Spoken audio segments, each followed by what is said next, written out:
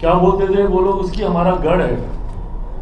उनका गढ़, एक सीट ये लोग नहीं जीत पाए। और तो और 3 तो आपकी अपनी थी, कम से कम उसको तो आप लोग बचा लेते, वो तक ये लोग नहीं कर पाए। लोकसभा में भी लोगों को डराकर ये मत हासिल करने का काम करते रहे, अभी भी सिर्फ झूठ बोलकर। झारखंड में गठबंधन के तहत हम लोगों ने चुनाव लड़ा। कुछ विषय हैं जो सामने आए हैं जिसकी वजह से संभवतः ये परिणाम हम लोग को देखने को मिले। ये चिंता का विषय है जिस तरीके से आंकड़े बता रहे हैं। मुख्यतः सिर्फ एक विषय को लेकर रखी गई है और वो विषय आप सब जानते हैं। जिस तरीके से विधान परिषद तिलोट को लेकर चुनाव प्रचार चल रहा है और उसमें एनडीए के हमारे प्रत्याशी, और मुझे खुशी है इस बात की कि एनडीए ने जनता दल यूनाइटेड, भारतीय जनता पार्टी, लोक जनशक्ति पार्टी, हिंदुस्तानी अवाम मोर्चा, राष्ट्रीय लोक मोर्चा, पांचों दल ने मिलकर एक ऐसे प्रत्याशी को चुना है जो न सिर्फ हमारे छोटे भाई हैं बल्कि पूरी तत्परता से, पूरी ईमानदारी और पूरी लगन, पूरी मेहनत के साथ प्रदेश के विकास की सोच रखते हैं। इनकी सोच से हम में से कोई भी अज्ञान नहीं है। इनकी सोच को गठबंधन के प्रति, प्रदेश के प्रति हम लोगों ने रह रहकर समय समय पर हम लोगों ने विभिन्न डिबेट्स में अपनी पार्टी की तरफ से, गठबंधन की तरफ से इनको अपनी बातों को रखते हुए एक प्रवक्ता के तौर पर भी हम लोगों ने सुना है। और आज गठबंधन ने ये बड़ी जिम्मेदारी इनको दी है और आज मैं लोक जनशक्ति पार्टी रामविलास का राष्ट्रीय अध्यक्ष होने के नाते इस बात को कहने की शब्दों में ज्यादा जरूरत नहीं है, पर एक औपचारिकता जरूर है ताकि किसी के मन में किसी प्रकार का कोई संदेह ना रहे। लोक जनशक्ति पार्टी रामविलास का, हमारे पार्टी के हर एक नेता, हर एक कार्यकर्ता का मजबूत समर्थन इस चुनाव में मेरे छोटे भाई अभिषेक जी को जाता है। इनके लिए हमारी पार्टी का हर एक नेता, हर एक कार्यकर्ता न सिर्फ प्रचार प्रसार बल्कि इनकी जीत को सुनिश्चित करने के लिए पूरी लगन, पूरी मेहनत के साथ पूरी पार्टी इसमें पहले से ही लगी हुई है। और इस बात का उम्मीद ही नहीं, विश्वास है कि न सिर्फ ये चुनाव जीतेंगे बल्कि भारी मतों से ये चुनाव जीतने का काम करेंगे। जिस तरीके से आज की तारीख में एनडीए गठबंधन के प्रति जनता का विश्वास बढ़ा है, बड़े बड़े दावे, बड़े बड़ी बातें अलग अलग समय पर विपक्ष के दलों के द्वारा किए जाते रहे। हम लोगों ने लोकसभा के चुनाव से हम लोग उनके झूठे दावे और वादों को सुनते आ रहे। लोकसभा के वक्त भी बड़ी बड़ी बातें कही गई थी कि इनको दिखा देंगे, इनको बता देंगे। क्या हो गया? हमारा गठबंधन ना सिर्फ मजबूती से लोकसभा के चुनाव में हम लोगों का प्रदर्शन रहा, बल्कि ये जो 4 सीटों पर उपचुनाव हुए हैं और ये महत्वपूर्ण है, इन उपचुनाव का गणित हम लोग के लिए समझना जरूरी है। और जो इन उपचुनाव का गणित समझ गया तो वो 2025 के परिणामों को भी समझ जाएगा। ये कोई सामान्य परिस्थिति नहीं है जिनमें उपचुनाव हुए थे। और किन सीटों पर उपचुनाव हुए थे? उनमें से 3 सीटें सिटिंग थी विपक्षी दलों के पास। तथाकथित इंडी अलायंस, यूपीए, महागठबंधन, जो भी ये लोग अपने आप को बुलाते हो, 3 उनकी सिटिंग थी। ना सिर्फ हमने अपनी एक रिटेन की है बल्कि इनकी 3 सीटों को भी एनडीए गठबंधन ने जीतने का काम किया है।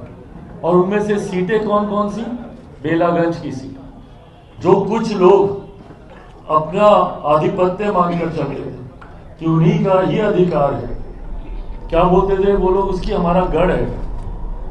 उनका गढ़ को एनडीए ने हासिल करने का काम किया, जहां लगभग 3-3.5 दशक से वो लोग इस सीट को नहीं, कोई दूसरा नहीं निकाल पाया था, उन्हीं के पास ये सीट रही।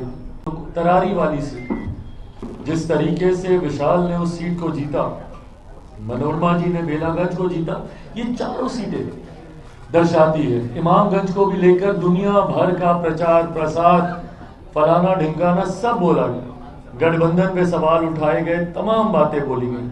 हासिल क्या हुआ? साम दाम दंड भेद सब आपने कर लिया। और विपक्ष झूठ की राजनीति करने के लिए जाना ही चाहता है। लोकसभा में भी लोगों को डराकर ये मत हासिल करने का काम करते रहे, अभी भी सिर्फ झूठ बोलकर, यहां नहीं गए तो इसलिए नहीं गए, वहां नहीं गए तो इसलिए नहीं गए। भाई जब गठबंधन एक साथ है, और इस बात को आप सबके माध्यम से मैं स्पष्ट कर देना चाहता हूँ, बिहार की जनता को भी पूर्णतः मैं स्पष्ट कर देना चाहता हूँ कि लोक जनशक्ति पार्टी रामविलास हमेशा से एक ईमानदार सहयोगी की तरह रही है। जिस गठबंधन का हम लोग हिस्सा रहे हैं, मेरे नेता, मेरे पिता आदरणीय रामविलास पासवान जी से पार्टी के हर एक नेता कार्यकर्ता ने ये सीखा है कि हमारी पार्टी ने हमेशा एक सीमेंटिंग फोर्स का काम किया है। गठबंधन को कैसे और मजबूत किया जा सके, इस दिशा में हम लोगों ने हमेशा कार्य किया। बात विवाद में उलझे बिना किस तरीके से गठबंधन को अपने दल का हम लाभ पहुंचा सके, इस दिशा में हम लोगों ने काम किया। तो अगर कभी भी किसी भी चुनाव में कोई भी इस तरीके का भ्रम फैलाता है, बिना किसी भ्रम में उलझे, बिना किसी की बातों में आए, मैं अपने तमाम समर्थकों से, अपने एनडीए गठबंधन के तमाम समर्थक जनता बिहारियों से यह आग्रह करूंगा कि बिना इनकी बातों में उलझे हुए, और जो कि बिहार की जनता अब नहीं उलझती है, परिणाम लोकसभा के चुनाव ही थे, उस वक्त भी आरक्षण संविधान को लेकर क्या क्या झूठ इन लोगों ने नहीं बोला। क्या हुआ? जीता कौन? एनडीए गठबंधन। इस वक्त भी चुनाव परिणाम से एक दिन पहले तक क्या क्या बातें ये लोग कर रहे थे कि चारों की चारों सीट एक तरफा रहेगा, एक सीट ये लोग नहीं जीत पाए, और तो और 3 तो आपकी अपनी थी, कम से कम उसको तो आप लोग बचा लेते, वो तक ये लोग नहीं कर पाए। तो दर्शाता है कि बिहार की जनता, और बिहार की जनता ने ओवरऑल देश की जनता ने अब पुनः ये मन बना लिया है। कुछ राज्य जरूर थे लोकसभा के चुनाव के वक्त जो इनके झूठे नैरेटिव में आए, उन राज्यों में भी आज की तारीख में प्रदर्शन देखिए हम लोग। महाराष्ट्र उसका इतना खूबसूरत उदाहरण है, किस तरीके से प्रधानमंत्री नरेंद्र मोदी जी के साथ महाराष्ट्र, हरियाणा, ये वो राज्य हैं जहां पर विपरीत परिस्थितियों में हमारे गठबंधन भारतीय जनता पार्टी ने बेहतरीन प्रदर्शन किया। तो ऐसे में देश की जनता, और खास तौर पर आज जब हम लोग बिहार में इस चुनाव का हम लोग जिक्र कर रहे हैं, बिहार की जनता ने पूरी तरीके से मन बना लिया है। इस पर आप कितनी सहमति रखते हो? So we need to understand the technicality behind it. Mohan Bhagwat जी ने जिस विषय का जिक्र करते हुए अपनी चिंता जताई, वो फर्टिलिटी रेट का वो जिक्र कर रहे हैं, जो किसी भी प्रजाति को बनाए रखने के लिए, उसके अस्तित्व को जिंदा रखने के लिए जरूरी होता है। वो फर्टिलिटी रेट 2.1 अगर मेरी जानकारी सही है तो ये होना चाहिए, पर आज की तारीख में वो 2.1 से गिरकर 1.91 के आसपास वो आया है। इस बात को लेकर उन्होंने अपनी चिंता जाहिर की है। जब ये फर्टिलिटी रेट इससे कहीं ज़्यादा था तब भी ये चिंता देश ने जाहिर की थी, और उस वक्त जनसंख्या नियंत्रण किस तरीके से किया जाए इसको लेकर भी चर्चा हुई। हम दो, हमारे दो, ये तमाम बातों को लेकर उस वक्त भी चर्चा हुई। मैं मानता हूं कि ये विषय उन्होंने उठाया है, इस पर एक चर्चा होनी चाहिए। ये चिंता का विषय है, जिस तरीके से आंकड़े बता रहे हैं, मुझे लगता है इस पर एक गहन चिंतन मंथन के बाद निष्कर्ष निकाला जाना चाहिए, क्योंकि ये चिंता का विषय है आज की तारीख। चिराग जी, पूरे देश में देखा जा रहा है अजमेर शरीफ को या संभल हर जगह जो मस्जिद के नीचे जो बातें कही जा रही, प्यायल डाला जा रहा है, इस पर चिराग पासवान क्या कहते हैं? अजमेर शरीफ के बारे में कह दिया कि वहाँ पर शिव मंदिर है। देखिए, जहाँ जहाँ से ये जानकारी आ रही है, आदेश उसी आधार पर ये दिए गए हैं जहाँ पे तथ्य सामने आते हैं। मैं इस बात को मानता हूँ कि अगर कोई झूठा भ्रम फैला रहा होगा इसको लेकर, जहाँ पर ऐसी हकीकत नहीं है, उसके बावजूद भी उसमें किसी को घबराने की जरूरत नहीं। जांच के आदेश बिना तथ्यों के कभी कोई भी न्यायालय के द्वारा नहीं दिए जाएंगे। इसको जरूर एक धर्म से जुड़ा हुआ विषय बनाने का प्रयास किया जा रहा है, पर मैं मानता हूं कि अगर किसी विषय में सच्चाई नहीं है तो उनको घबराने की जरूरत नहीं है, पर अगर सच्चाई है तो वो जरूर सामने भी आनी चाहिए। 91 में वर्षिप एक्ट पास है। उत्तर प्रदेश में भाजपा नेता ताजमहल में भी शिव मंदिर का दावा किए, भाजपा नेता वहाँ के क्या ताजमहल में शिव मंदिर का दावा किए। भाई, जैसा मैंने कहा कि मैं ऑथराइज नहीं हूं, मैं जांच एजेंसी नहीं हूं। जो इन बातों को कह रहा है वो तथ्यों को सामने रखेगा, उसके आधार पर जो फैसले लिए जाते हैं उसी से ही चीजें आगे तो हो रही हैं। किसी एक व्यक्ति के कहने से नहीं होता है। जो एक व्यक्ति कह रहा है उसकी क्या सोच है, क्या मंशा, मैं उससे सहमत नहीं, पर हाँ अगर कोई तथ्यों के साथ बातों को रख रहे उसके आधार पर कार्रवाई की।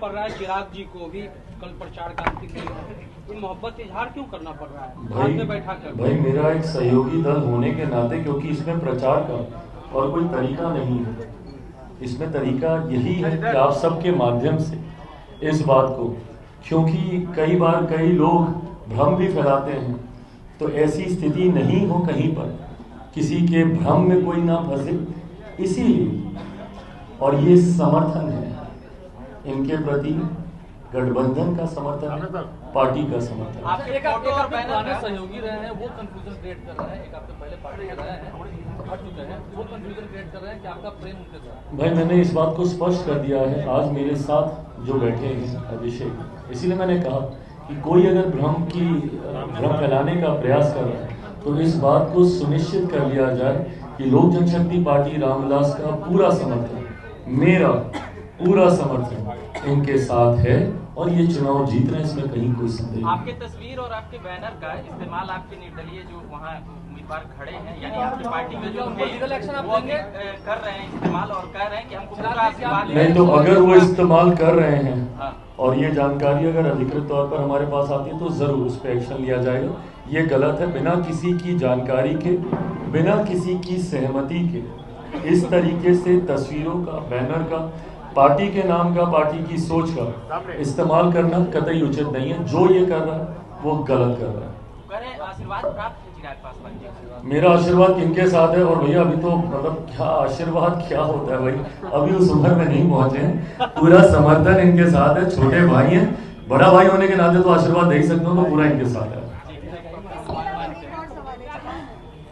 पे आप लोग बात नहीं करते हैं कि महाराष्ट्र की जीत पे आप लोग बात करते हैं, क्या कारण है कि झारखंड में आप लोग हार गए? क्या वो आदिवासी? देखिए ये भी हमारे गठबंधन के लिए मंथन का विषय है, और जिस पर तमाम घटक दल बैठकर, जिसमें सुदेश महतो जी की पार्टी भी है, अजसू भी है, भारतीय जनता पार्टी भी है, हम लोगों ने भी एक ही सीट पर एक लंबे समय के बाद झारखंड में गठबंधन के तहत हम लोगों ने चुनाव लड़ा। 2014 में भी हम लोगों ने चुनाव लड़ा था, शिकारी पारा की एक सीट उस वक्त भी गठबंधन के तहत हम लोगों ने लड़ी थी, पर उस वक्त हम लोग को सफलता नहीं मिली थी। पर आज हम लोग को सफलता मिली है, चतरा की एक सीट हम लोग जीते हैं, पर हाँ बाकी जगह पे प्रदर्शन उस आधार पर नहीं रहा जो अपेक्षित था। इस पे तमाम प्रभारियों के साथ, जिसमें आदरणीय शिवराज सिंह चौहान जी भी हैं, जिसमें हेमंता विश्व शर्मा जी भी हैं, भारतीय जनता पार्टी है, हम लोग की पार्टी है, अजसू है जो कि एक प्रमुख गठबंधन दल है झारखंड में, जनता दल यूनाइटेड है। सब लोग बैठकर इसके ऊपर जरूर मंथन करेंगे। मंथन चल भी रहा है, कुछ विषय हैं जो सामने आए हैं जिसकी वजह से संभवतः ये परिणाम हम लोग को देखने को मिले, पर मैं मानता हूं कि आने वाले दिनों में पुनः इन 5 सालों का उपयोग कर पुनः झारखंड में हम लोग एनडीए की सरकार बनाने में सफल रहेंगे। बहुत बहुत धन्यवाद। पैनोरमा ग्रुप, जो सोचता है वो करता है। ये लो मुंह मीठा करो, आज मैंने अपना जॉब छोड़ दिया, अब हम पूर्णिया वापस जाएंगे। जॉब छोड़ दिया है? मतलब ये घर कैसे चलेगा? हम करेंगे क्या? और माँ बाबूजी क्या बोलेंगे? इसलिए मैं एक और मिठाई का डब्बा लाया, अपने बिजनेस के लिए लोन अप्रूव हो गया। अरे लोन अप्रूव हो गया वो तो ठीक है, लेकिन पूर्णिया में हम रहेंगे कहाँ? अपना घर भी तो नहीं है वहाँ। इसलिए तो एक और मिठाई का डब्बा अलग से लाया हूँ। हमने पूर्णिया में घर ले लिया है, पूर्णिया के ई होम्स पैनोरमा में। पूर्णिया में पैनोरमा ग्रुप लेकर आए हैं ई होम्स पैनोरमा। बड़ा घर आलीशान जिंदगी और अत्याधुनिक सुविधाओं के संग। अरे अरे, अब क्यों मुंह मीठा करवा रही हो? क्योंकि हम घर वापसी जो कर रहे हैं। घर वापसी की खुशी पूर्णिया में ई होम्स पैनोरामा के संग। E homes panorama, luxurious lifestyle redefined. Bharatiya Janata party का सदस्य बनने के लिए 8800002024 पर मिस्ड कॉल करें। निवेदक भारतीय जनता पार्टी बिहार।